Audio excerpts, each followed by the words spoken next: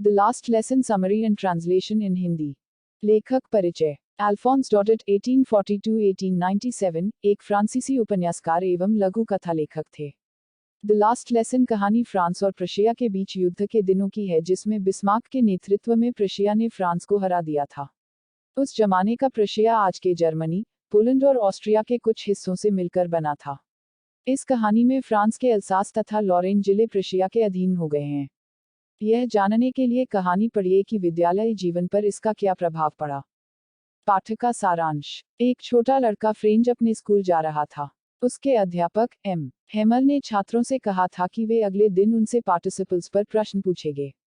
यह छोटा लड़का पार्टिसिपल्स के बारे में कुछ नहीं जानता था, अतः उसने सोचा कि स्कूल में उसे डांट पड़ेगी। उसकी आशंकाओं के विपरीत उससे कक्षा में विनम्रतापूर्वक व्यवहार किया गया। अध्यापक ने विशिष्ट अवसरों वाली पोशाक पहन रखी थी तथा कुछ गांव वाले भी कक्षा में पीछे की मेजों पर बैठे थे। एम. हेमल ने उन्हें बताया कि यह फ्रेंच भाषा में उनका अंतिम पाठ था और यह कि भविष्य में उन्हें जर्मन भाषा के पाठ पढ़ने होंगे। उसने उन्हें फ्रेंच भाषा की सुंदरता बताई। उस सुबह मैं स्कूल के लिए बहुत देरी से रवाना हुआ और मुझे डॉट पढ़ने का बहुत अधिक डर था, विशेष रूप से इसलिए क्योंकि एम.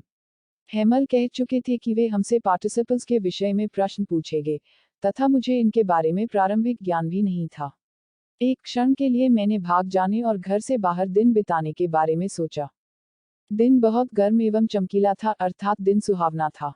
जंगल के छोर पर पक्षी चहचहा रहे थे और आरा मशीन के पीछे खुले खेतों में प्रशिया के सैनिक अभ्यास कर रहे थे। यह सब पार्टिसिपल्स के नियमों से कहीं ज्यादा मनमोहक था, किंतु मुझमें विरोध करने, अपनी इच्छा पर नियंत्रण करने की शक्ति थी और मैं तेजी से स्कूल के लिए चल पड़ा। जब मैं सभागार के पास से गुजरा तो सूचना पट के सामने भीड़ थी। पिछले 2 वर्ष से हमारे सारे बुरे समाचार यहीं से आए थे। हारे हुए युद्धों के समाचार, सेना में भर्ती के कानूनी आदेश संबंधी समाचार, सेना अधिकारी के आदेशों संबंधी समाचार, और मैंने बिना रुके अपने मन ही मन सोचा, अब क्या बात हो सकती है। फिर जैसे ही मैं अपनी पूरी तेजी के साथ चला, वॉटर वाक्टर नामक लुहार, जो वहां अपने प्रशिक्षु के साथ समाचार पढ़ रहा था, ने पीछे से पुकार कर मुझसे कहा, इतनी जल्दी मत कर लड़के, स्कूल पहुंचने के लिए तुम्हारे पास ढेर सारा समय है। मुझे लगा वह मेरा मजाक उड़ा रहा था और मैं बुरी तरह हांफता हुआ एम. हेमल के छोटे बगीचे में पहुंचा। आमतौर पर जब स्कूल शुरू होता था, भारी अफरा तफरी या शोरगुल होता था जिसे बाहर गली में सुना जा सकता था। मेजों का खोला जाना और बंद किया जाना, बेहतर समझने के लिए कानों पर हाथ रखकर संवेद स्वर में पाठों का जोर जोर से दोहराना और अध्यापक के विशाल पैमाने का मेज से टकराना उपर्युक्त के कारण स्कूल में शोरगुल होता रहता था। परंतु अब सब कुछ इतना शांत था। मुझे भरोसा था कि हो हल्ला के बीच मैं बिना किसी को दिखाई पड़े अपनी मेज पर पहुंच जाऊंगा, परंतु उस दिन हर चीज को सचमुच रविवार की सुबह जितना ही शांत होना था। खिड़की में से मैंने अपने सहपाठियों को देखा। वे पहले ही अपना स्थान ग्रहण कर चुके थे और एम. हेमल अपने भयानक लोहे के पैमाने को बगल में दबाए इधर से उधर घूम रहे थे। मुझे दरवाजा खोलना पड़ा और सबके सामने अंदर जाना पड़ा। आप कल्पना कर सकते हैं कि मैं कितना शर्मिंदा था और कितना डरा हुआ था। परंतु ऐसा कुछ भी नहीं हुआ। एम. हेमल ने मुझे देखा और बड़ी दयालुतापूर्वक कहा, नन्हे फ्रेंच, जल्दी से अपनी जगह पर जाओ। हम तुम्हारे बिना ही पढ़ाना शुरू करने वाले थे। मैंने मेज के ऊपर से छलांग लगाई और अपनी डेस्क पर बैठ गया। जब तक मैंने अपने डर पर थोड़ा काबू नहीं पा लिया, तब तक मैंने यह नहीं देखा कि हमारे अध्यापक ने सुंदर हरा कोट, अपनी झालरदार कमीज और काली छोटी सिल्क की टोपी पहन रखी थी, जिन सभी पर कशीदाकारी हो रही थी और जिन्हें वे निरीक्षण तथा पुरस्कार वितरण के दिनों के अलावा कभी नहीं पहनते थे। इसके अलावा पूरा विद्यालय बहुत ही विचित्र तथा गंभीर लग रहा था। किंतु जिस चीज को देखकर मैं सर्वाधिक चकित हुआ, वह यह थी कि सदा खाली रहने वाली पीछे की मेजों पर गांव के लोग हमारी तरह ही चुपचाप बैठे थे।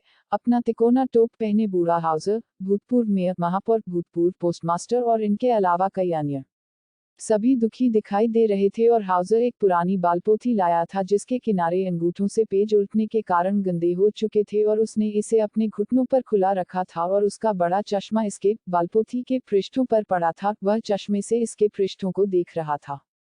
जबकि मैं इस सब पर आश्चर्यपूर्वक विचार कर ही रहा था, एम. हेमल अपनी कुर्सी पर बैठ गए और उसी गंभीर और विनम्र अंदाज में जिसका प्रयोग उन्होंने मेरे लिए किया था, बोले, मेरे बच्चों, यह अंतिम पाठ है जो मैं तुम्हें पढ़ाऊंगा। अल्सास और लॉरेन के स्कूलों में केवल जर्मन पढ़ाए जाने का आदेश बर्लिन से आ गया है। कल नए अध्यापक आ रहे हैं। यह आपका फ्रेंच भाषा का अंतिम पाठ है। मैं चाहता हूँ आप बहुत ध्यान दें। ये शब्द मेरे लिए बिजली की कड़कड़ाहट की तरह थे। हाय दुष्ट लोग, सभागार पर उन्होंने यही बुरा समाचार लगा दिया था। फ्रेंच भाषा का मेरा अंतिम पाठ। अरे, मैं मुश्किल से ही लिखना जान पाया था। अब मैं आगे कभी नहीं सीख पाऊंगा। वहीं और उसी समय मुझे रुक जाना होगा। हाय, मैं अपने पाठ याद न करके पक्षियों के अंडे ढूंढने और सार नदी पर फिसलने पर कितना दुखी हो रहा था। अर्थात वह पाठ याद न करके पक्षियों के अंडे ढूंढता और सार नदी पर फिसलता था। मेरी पुस्तकें जो थोड़ी देर पहले ले जाने में भारी और बड़ी समस्या लग रही थी, मेरी व्याकरण और संतों का इतिहास पुस्तकें अब पुराने मित्र जैसी लग रही थी जिन्हें मैं त्याग नहीं सकता था। और हेमल के बारे में भी इस विचार ने कि वे जा रहे थे कि मैं अब उनसे फिर कभी नहीं मिल सकूंगा। मुझे उनके डंडे के बारे में और वे कितने बदमिजाज थे, इस बारे में सब कुछ भुला दिया। बेचारा आदमी। यहाँ बेचारे गुरुजी, इसी अंतिम पाठ के सम्मान में उन्होंने अपने रविवारीय सुंदर कपड़े पहने थे और अब मैं समझ गया कि गांव के बुजुर्ग लोग कमरे में पीछे क्यों बैठे हुए थे। इसलिए कि उन्हें भी दुख था कि वे और ज्यादा स्कूल नहीं गए थे। हमारे अध्यापक की 40 वर्ष की निष्ठापूर्ण सेवा के लिए धन्यवाद देने और जो देश अब उनका नहीं था उस देश के प्रति सम्मान प्रदर्शित करने का यह उनका अपना तरीका था। जब मैं इन्हीं सब बातों के बारे में सोच रहा था तब मैंने अपने नाम को पुकारा, जाते हैं सना। अब बोलने की मेरी बारी थी। बिना किसी गलती के पार्टिसिपल के भयानक नियम को पूरा पूरा जोर जोर से और स्पष्ट सुनाने में समर्थ होने के लिए मैं क्या कुछ नहीं करने को तैयार था। अर्थात मैं पार्टिसिपल के कठिन नियमों को जोर से और स्पष्ट रूप से बिना किसी त्रुटि के पढ़ने को बहुत इच्छुक था। किंतु मैं पहले शब्दों पर ही उलझ गया और मेज पकड़कर वहां खड़ा रह गया।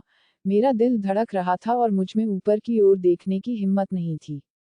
मैंने हेमल को मुझसे यह कहते हुए सुना, मैं तुम्हें डालूंगा नहीं, नन्हे फ्रेंच।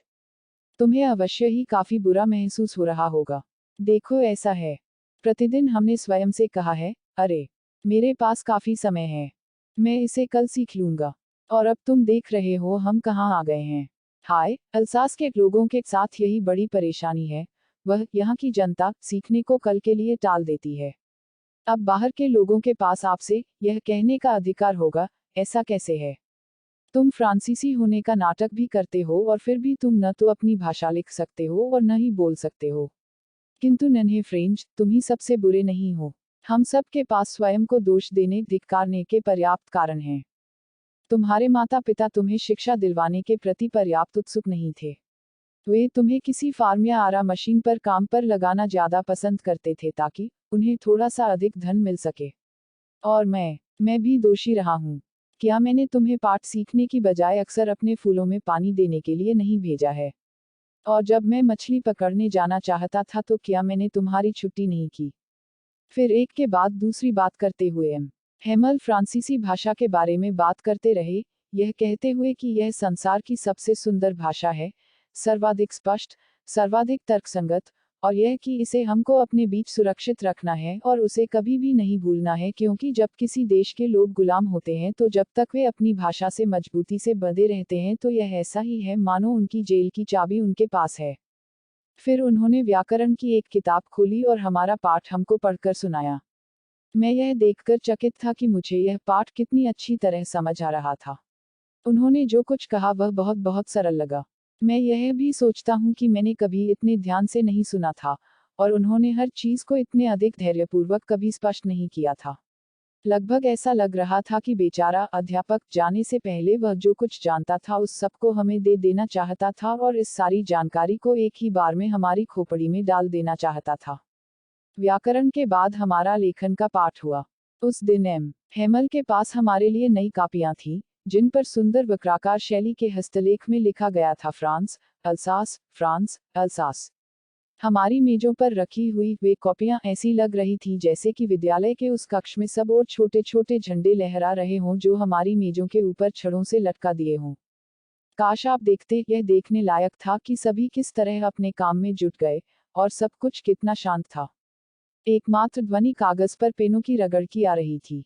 एक बार कुछ बूंद कीड़े उड़कर अंदर आ गए परंतु किसी ने भी उन पर बिल्कुल ध्यान नहीं दिया। सबसे छोटे बच्चों ने भी नहीं, जो पूरे समय मछली पकड़ने के कांटों के चित्र की छाप बनाने में मशगूल थे, मानो वह कांटों का चित्र बनाने का काम भी फ्रांसीसी भाषा थी। छत पर कबूतर बहुत धीरे धीरे गुटगू कर रहे थे और मैंने मन में सोचा, क्या इन्हें भी जर्मन भाषा में गाने के लिए मजबूर किया जाएगा, कबूतरों को भी। जब कभी मैंने लिखते हुए ऊपर देखा तो मैंने हेमल को अपनी कुर्सी पर स्थिर बैठे हुए देखा।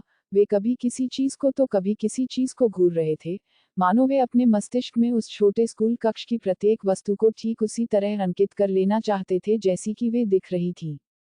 जरा सोचो, 40 वर्ष से वे इसी स्थान पर थे, उनका बगीचा उनकी खिड़की के बाहर था और उनकी कक्षा उनके सामने, बिल्कुल ऐसे ही।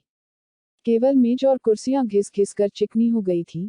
बगीचे में अखरोट के पेड़ अपेक्षाकृत लंबे हो गए थे तथा वह हॉपविन, एक प्रकार की बेल, जिसे उन्होंने स्वयं अपने हाथों से लगाया था, वह खिड़की से लिपटते हुए छत तक पहुंच गई थी। इस सब को छोड़ने से और ऊपर छत पर सामान को अपने संदूकों में पैकिंग करते हुए अपनी बहन के चलने की आवाज सुनकर इस बेचारे अध्यापक का दिल किस तरह टूट रहा होगा, क्योंकि अगले दिन ही उन्हें देश छोड़कर जाना था। किंतु उनमें हर पाठ को बिल्कुल अंत तक सुनने का साहस था। लेखन के पश्चात हमारा इतिहास का पाठ हुआ और फिर छोटे बच्चों ने जोर जोर से अपने बा, बे, बी, बो, बू वर्णमाला बोले। कमरे के पिछले छोर पर बूढ़े हाउस ने अपना चश्मा पहन लिया था। अपनी पुस्तक को दोनों हाथों में पकड़कर वह उनके साथ बा, बे, बी आदि बोल रहा था। आप देख सकते थे कि वह भी रो रहा था। भावुकतावश उसकी आवाज कांप रही थी और उसे सुनना इतना हास्यास्पद था कि हम सब हंसना और रोना चाहते थे। ओह, यह अंतिम पाठ मुझे कितनी अच्छी तरह याद है। अचानक चर्च की घड़ी ने 12 बजाए और फिर एंजेलस नामक प्रार्थना की घंटी बजी। उसी समय ड्रिल से लौटकर आते हुए प्रशिया के सैनिकों की तुरहियां हमारी खिड़कियों के नीचे बजती सुनाई दी। हेमल अपनी कुर्सी से खड़े हो गए, बहुत पीले पड़े हुए। मैंने उन्हें कभी इतना आत्मविश्वासी नहीं देखा था। मेरे मित्रों, उन्होंने कहा, मैं किसी बात ने उनका गला अवरुद्ध कर दिया। वे अपनी बात जारी न रख सके। फिर वे शाम्ट की ओर मुड़े, चौक का एक टुकड़ा उठाया और अपनी पूरी ताकत से उन्होंने जितने बड़े अक्षरों में वे लिख सकते थे लिखा, फ्रांस जिंदाबाद। फिर वे रुक गए और अपना सिर दीवार के सहारे झुका लिया और बिना कोई शब्द बोले उन्होंने अपने हाथ से हमारी तरफ इशारा किया। स्कूल की छुट्टी हो गई, आप जा सकते हो। समाप्त।